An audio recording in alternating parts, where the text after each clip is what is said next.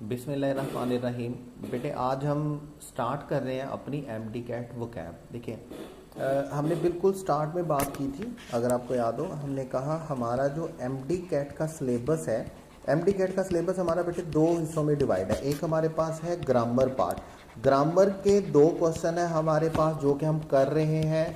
एक हमारे पास है स्पॉट द एरर और सेकंड हमारे पास कौन सा है, सेकंड हमारे पास है अल्टरनेटिव सेंटेंसेस। ठीक है, और इसके लिए हमने इन दो क्वेश्चन के लिए जो सिलेबस करना होता है वो हमारे पास कौन सा है, पार्ट्स ऑफ स्पीच है। पार्ट्स ऑफ स्पीच के साथ साथ हमारे पास पार्ट्स ऑफ स्पीच के साथ साथ हमारे पास टेंसेस हैं और कुछ जनरल रूल्स हैं हमारे पास। और ख़ास तौर पे जिस पे हमने ख़ास तौर पे कोशिश करनी है और ख़ास तौर पे हमने काम करना है वो हमारे पास प्रेपोजिशंस हैं। और प्रेपोजिशंस में भी हमारे पास कौन सी ख़ास तौर पे प्रेपोजिशन है जो हमारी टेक्स्ट बुक की है। ठीक है, टेक्स्ट बुक की हम प्रेपोजिशन को करेंगे। बुक 1, बुक 2, बुक 3, बुक 4 की प्रेपोजिशन को पे हम जाएंगे, chapter by chapter, sentence by sentence जाएंगे। बहुत सारे क्वेश्चंस की बहुत सारे स्टूडेंट्स की क्यूरीज आ रही हैं कि सर हम टेक्स्ट बुक कब स्टार्ट करेंगे। मैंने पहले भी बोला अपने लेक्चर में, मैं दोबारा बोल रहा हूँ बेटे, नाउन्स हमने कर लिया है, प्रोनाउंस हमने कर लिया है, उसके बाद एडजेक्टिव हमने कर लिया, आर्टिकल हमने कर लिया। वर्ब कंप्लीट करने के बाद हम बुक पे जाएंगे ताकि मेजर जो 5 पार्ट्स ऑफ स्पीच है उन पे हम काम कर सकें साथ में प्रेपोजिशन के। उसके बाद देखिए ये तो है हमारा ग्रामर पोर्शन। ठीक है, ग्रामर पोर्शन पे तो हम ऑलरेडी काम कर रहे हैं। आज जो हम स्टार्ट कर रहे हैं वो बेटे हमारे पास है वोकैब, एमडी कैट वोकैब।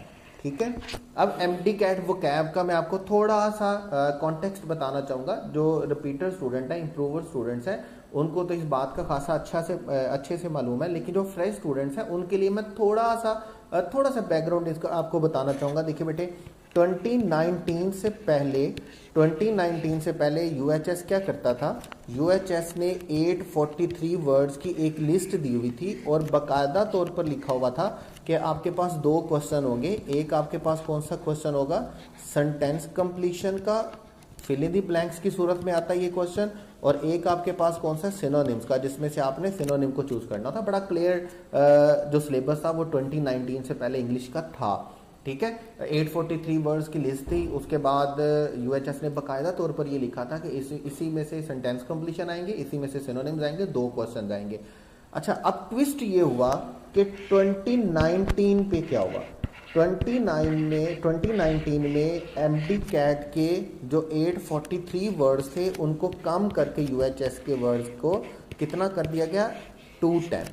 अब आप लोगों के पास जो वोकैब है अभी तक की वो आपके पास कितनी है, 210 वर्ड्स है सिर्फ। लेकिन उसके साथ ये हुआ कि यूएचएस ने बात को क्लियर नहीं किया, थोड़ा सा एम्बिगुअस था। और उसमें उसका रिजल्ट क्या हुआ वो भी मैं आपको बताता हूँ। देखें, यूएचएस ने इंग्लिश का सिलेबस कुछ यूं दिया और इंग्लिश के सिलेबस में जो वोकैब का पार्ट था उसको यूं एक्सप्लेन किया।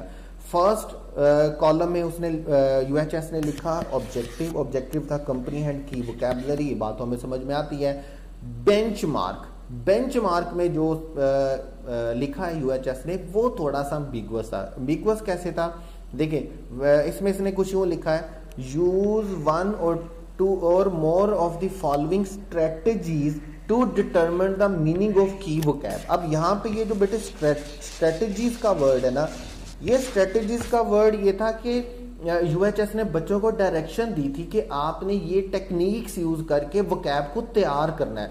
दीज वर नॉट क्वेश्चंस, ये क्वेश्चंस नहीं थे।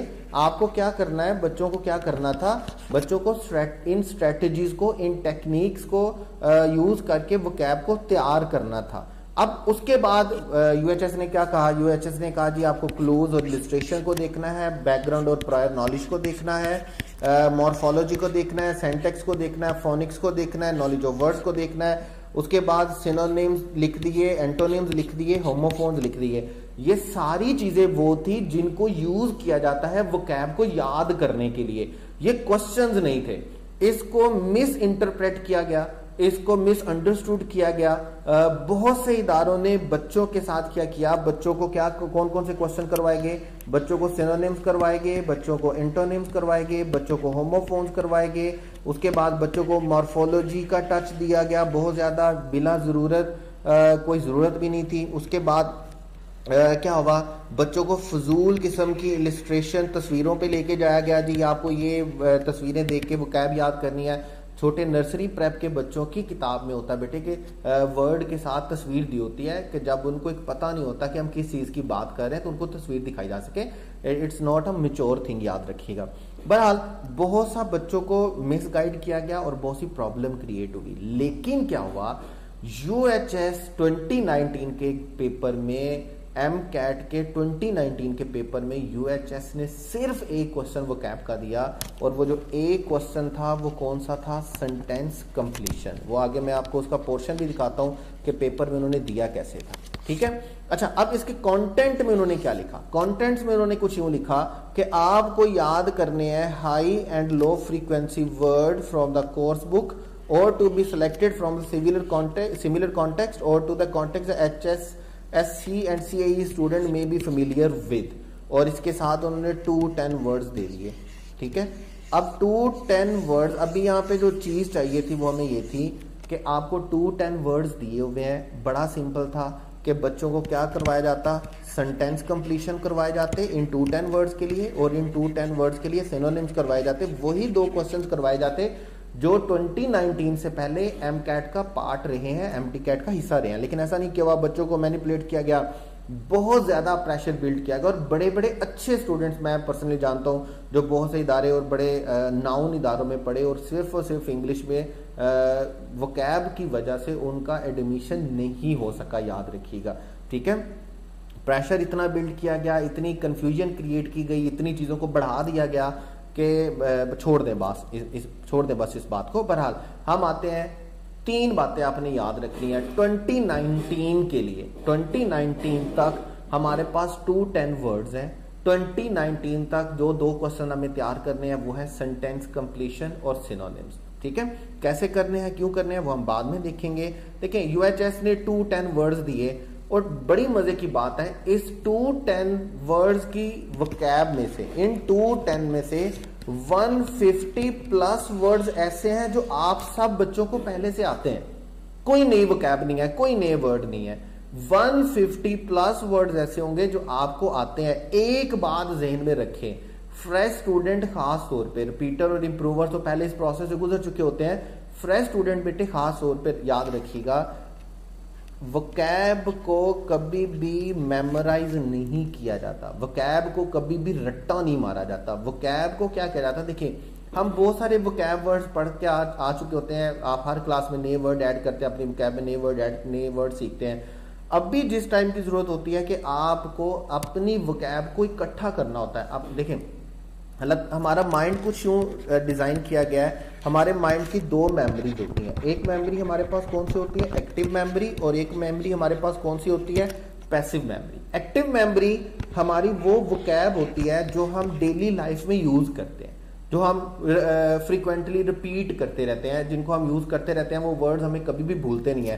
पैसिव मेमोरी वो थी, लाइक मैंने 5th क्लास में जो वर्ड याद किए थे उस टाइम मुझे बड़ा अच्छा याद थे, लेकिन बाद में 7, 8, 9, 10th या आज की डेट में उन वर्ड्स को भूल गया। मैंने जो वोकैब 8 क्लास में याद की थी वो आज की डेट में मुझे याद नहीं है। मैंने क्या किया कि अपनी वोकैब को अपनी एक्टिव मेमोरी से उठा के कहां पर फेंक दिया है, पैसिव मेमोरी में फेंक दिया। अब मुझे क्या करना है एमडी कैट के लिए, मुझे अपनी पैसिव मेमोरी से उस वोकैब को उठाना है और उसको कहां पर लेकर आना है, एक्टिव मेमोरी में लेकर आना है। जितने भी वर्ड आप 2-10 पढ़ेंगे वो आपने कहीं ना कहीं पढ़े हुए हैं, वो आपने अपने टेक्स्ट में पढ़े हैं, वो आपने मैट्रिक में पढ़े हैं, इंटर में पढ़े हैं, वो आपने अपनी 8th में पढ़े होंगे, 7th में, न्यूज़पेपर में, मैगजीन में, सोशल मीडिया, कहीं पर भी आपने पढ़ा जरूर है और इस वर्ड को आप समझते जरूर हैं। जस्ट वर्ड्स को क्या करना है, इंटरलिंक करना है, चीजों को दूसरी चीजों के साथ जोड़ना है, रिलेशन को समझना है कि मैंने वर्ड्स के रिलेशन को कैसे बनाना है और वर्ड का रिलेशन बनता कैसे और मुझे वर्ड्स को सम अप कैसे करना है। कोई शायद 2-10 में से कोई 50 वर्ड ऐसे होंगे जो आपको नहीं, 40 वर्ड ऐसे होंगे जो याद करने पड़ेंगे। अदरवाइज जो वर्ड्स होंगे उनके जो सिनोनिम होंगे वो भी आपको आते होंगे। जस्ट आपको रिलेशन बनाने हैं, रिलेशन याद रखिएगा। अभी जैसे देखें अल्फा बोल रहा हूं, ए वाली लिस्ट में जो यूएचएस के वर्ड्स आए, ठीक है, उनको देखिएगा जरा। देखें 1 2 3 4 5 6 7 8 9 वर्ड्स हैं ए की लिस्ट में। आप जरा देखिएगा एब्रप्टली वर्ड आप अपने चैप्टर 1 में पढ़ते हैं, अलास का वर्ड आप बचपन से पढ़ते आ रहे हैं, एंजाइटी का वर्ड आप बचपन से पढ़ते आ रहे हैं। मैं मोस्ट कॉमन की बात कर रहा हूं, मैं उन वर्ड्स को सर्कल कर रहा हूं या ब्लॉक कर रहा हूं जो ऑलमोस्ट 110% बात है कि हर स्टूडेंट ने पढ़े हुए, हर स्टूडेंट उनको जानता है। जिन स्टूडेंट्स की वोकैब थोड़ी अच्छी है, जिन स्टूडेंट का वर्ड पार थोड़ा अच्छा है, वो तो इन सारे वर्ड्स को जानते होंगे, लेकिन मैं ये उन वर्ड्स की बात कर रहा हूं जो 110% है, प्रोबेबिलिटी है कि हर बच्चा इन वर्ड्स को अच्छे से समझता है, जानता है। देखें, अटैच टू वर्ड आप पढ़ चुके, बार बार आपने पढ़ा, आप समझते हैं। अपेरेंटली वर्ड को आप बार बार समझते हैं। अस्टाउंडेड के वर्ड को आप अच्छी तरह से समझते हैं। अब देखें 9 वर्ड्स टोटल हैं और मैं मोस्ट कॉमन वर्ड्स की बात कर रहा हूं, मोस्ट कॉमन वर्ड की। उसमें से 3 वर्ड सिर्फ ऐसे हैं, शायद कुछ स्टूडेंट ऐसे होंगे जिन्होंने ये वर्ड पढ़ा नहीं होगा या जिनका वर्ड पार अच्छा नहीं है, रीडिंग अच्छी नहीं है, तो वो इन वर्ड को नहीं जानते। 6 वर्ड्स को आप बड़े अच्छे तरीके से जानते हैं। 9 वर्ड में से 6 वर्ड्स आपको पहले से आते हैं। इसी तरह आपकी बेटे सारी वोकैब चलेगी, ठीक है।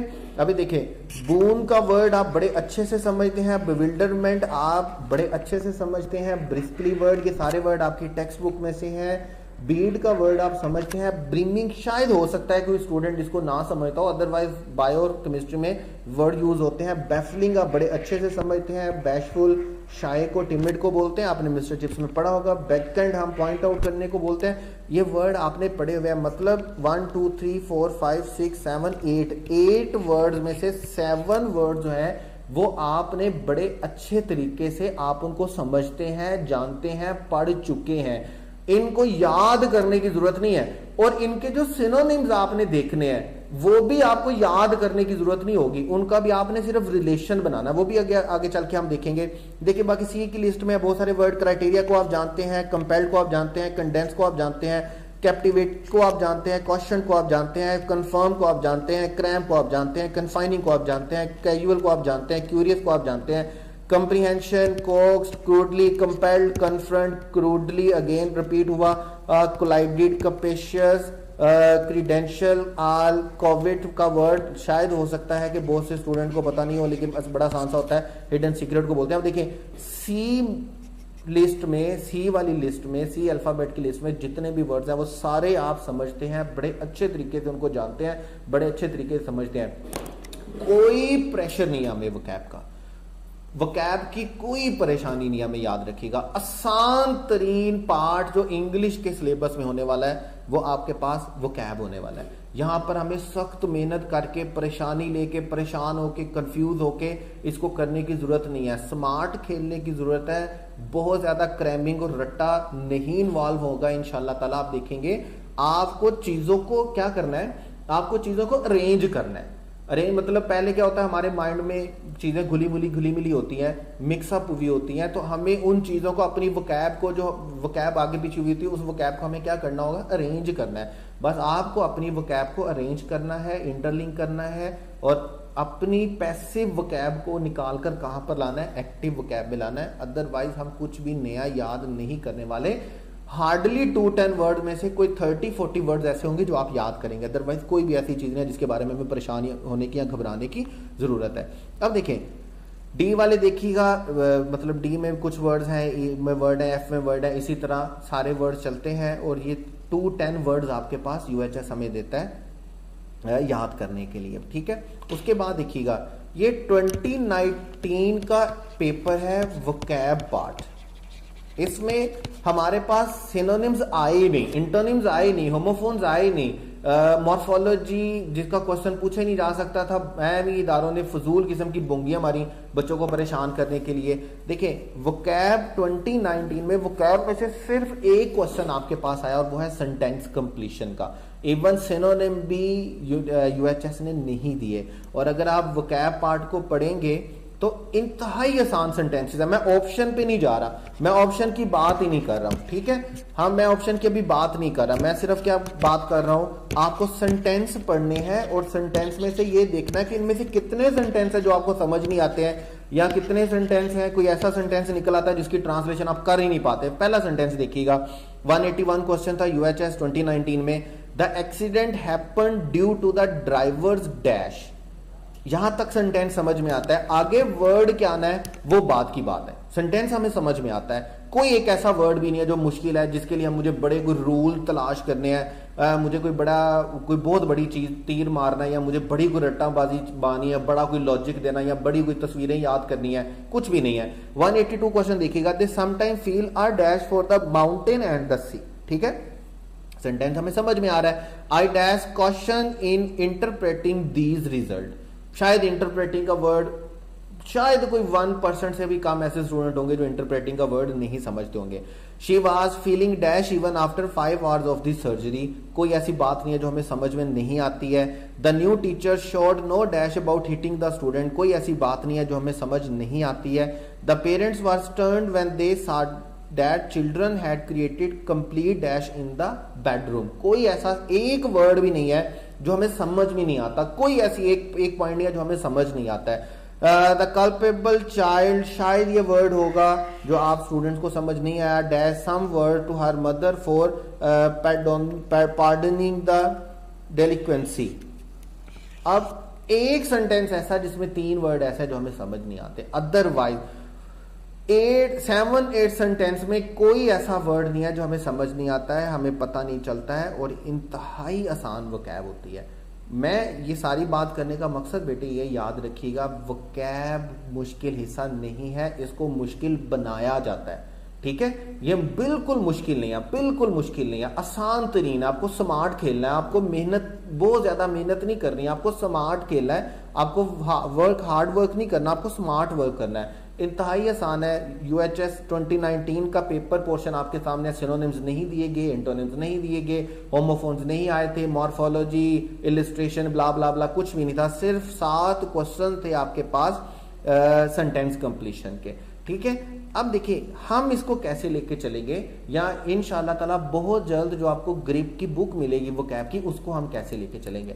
थोड़ा सा मैंने कोशिश की है कि मैं इसको थोड़ा सा ट्रेडिशनल वे से हट के लिखूं।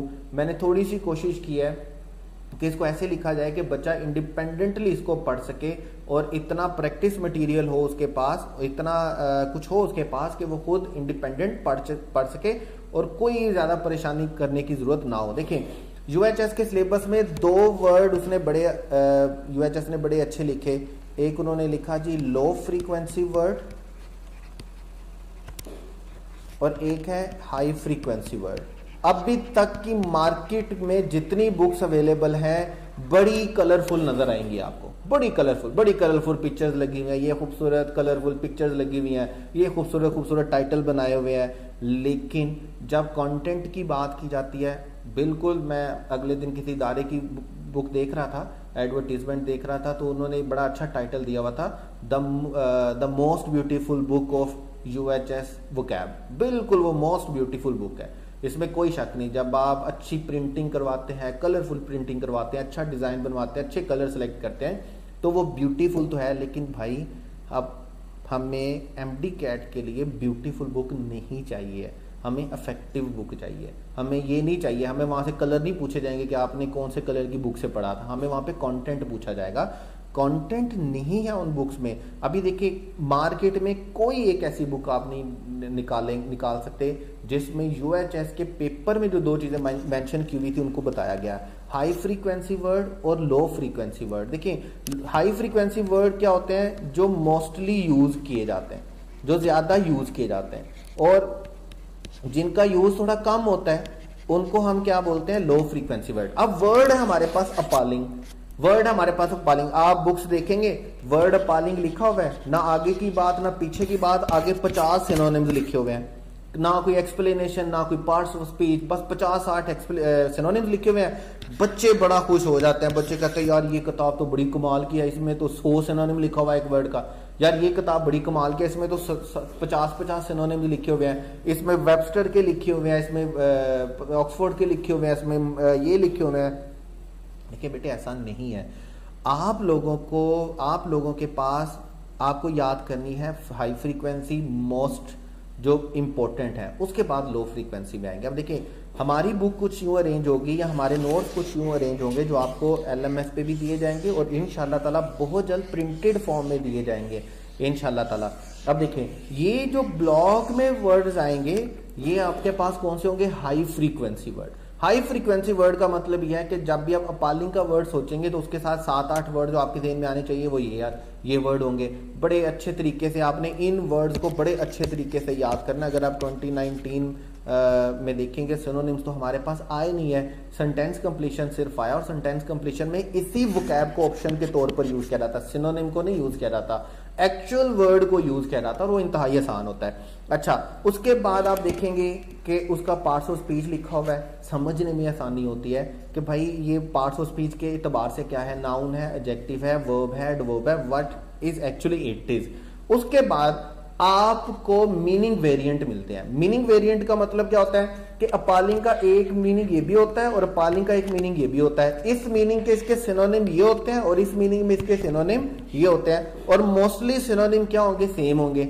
इतने ज्यादा सिनोनिम मैं याद करना कभी रेकमेंड नहीं करता और कितने भी वर्ड होंगे ये सारे आप जानते होंगे। लाइक देखें, मैं अगर इस वर्ड सेकंड वर्ड में पढ़ता हूं कि अपालिंग का एक मीनिंग हमारे पास वेरी बैड ऑफुल होता है, इसके मीनिंग देखिए, इसके सिनोनिम जो लिखे हुए वो देखिएगा। ड्रेडफुल का वर्ड आप जानते हैं, वेरी बैड का वर्ड आप जानते हैं, ऑफुल का वर्ड आप जानते हैं, टेरिबल आप समझते हैं, फ्राइटफुल आप समझते हैं, एट्रोशियस आप समझते हैं, डिसग्रेसफुल आप समझते हैं, डिप्लोरेबल शायद कुछ स्टूडेंट्स को नहीं पता होएगा, शेमफुल आप समझते हैं, होपलेस आप समझते हैं, लिमेंटेबल आप समझते हैं, लॉफेबल आप समझते हैं, सबस्टैंडर्ड आप समझते हैं, पुअर आप समझते हैं, इनएडिक्वेट आप समझते हैं, इंफीरियर आप समझते हैं, अनसेटिस्फैक्ट्री आप समझते हैं।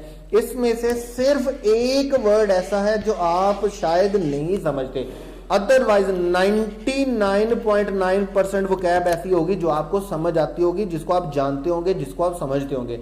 आपको क्या करना है, वोकैब को बेटे याद नहीं करना, मैं दोबारा बोल रहा हूं, हमें अपनी वोकैब को अपनी एक्टिव मेमोरी में अरेंज करना है।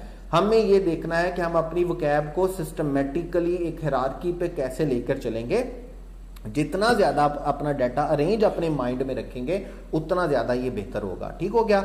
सबसे पहले आपके पास जो नोट्स आएंगे, आपके पास जो बुक्स आएंगी, जो हमारी एंट्री टेस्ट की जो बुक आएगी ग्रिप वोकैब की, उसमें मैं आपको बता रहा हूँ हर वर्ड का एक ब्लॉक होगा। इसी तरह सबसे पहले यूएचएस का वर्ड लिखा हुआ है, उसके बाद हाई फ्रीक्वेंसी वर्ड मीनिंग उसके लिखे हुए हैं, उसके बाद उसके वेरिएंट लिखे हुए हैं, वेरिएंट के आगे लो फ्रीक्वेंसी वर्ड लिखे हुए हैं सारे।